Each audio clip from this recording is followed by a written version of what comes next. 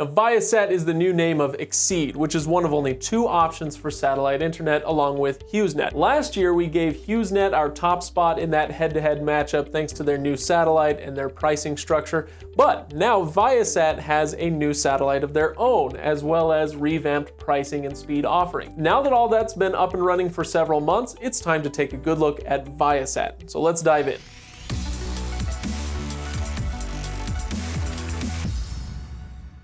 Now, there are 3 pricing levels to be aware of: bronze, silver, and gold, and there are tiers within those. Now, as you move up those tiers, you get more speed, more data, and better video resolution, generally speaking. Now, the pricing on this, it's gonna be anywhere from $50 to $100 a month for the first 3 months, but after that, $70 to $150 a month for the rest of your 2-year contract, which is required. Now, as for the speeds on this, your download speed goes from 12 to 50 megabits per second. That's obviously pretty slow compared to cable or fiber.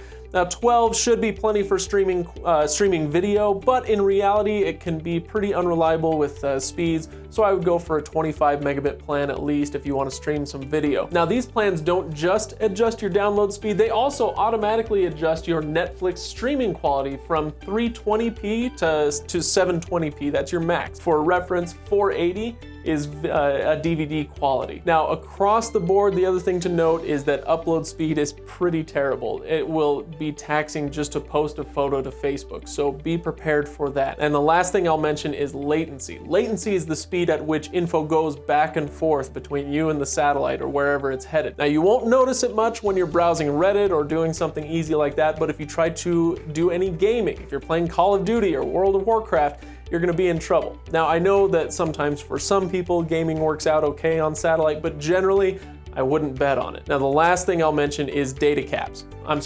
Data guidelines. Now, you're not technically capped per se, but once you reach that data guideline limit, they're going to severely throttle the speed at which you can do those, your download speed, I should say. Installation and equipment, this is pretty simple stuff. There are 2 pieces of equipment, your dish and your modem. Now, this requires professional installation for both of those. Usually it takes about 2 to 3 hours, so be prepared for that. Now, all of your equipment is leased.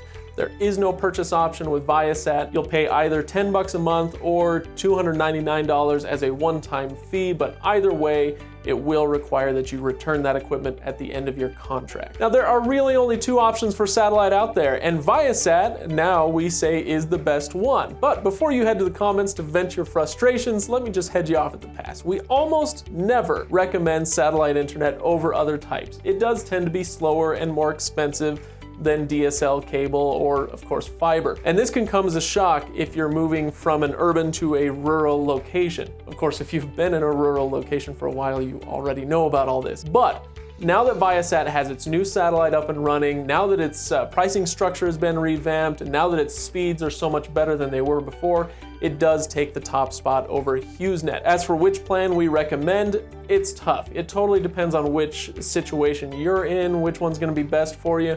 But usually we like the silver plan, which is kind of a middle of the road, best bang for your buck option. Anyway, to dig in even further, make sure you check out the full review of Viasat at Reviews.org, and thanks for watching, everybody.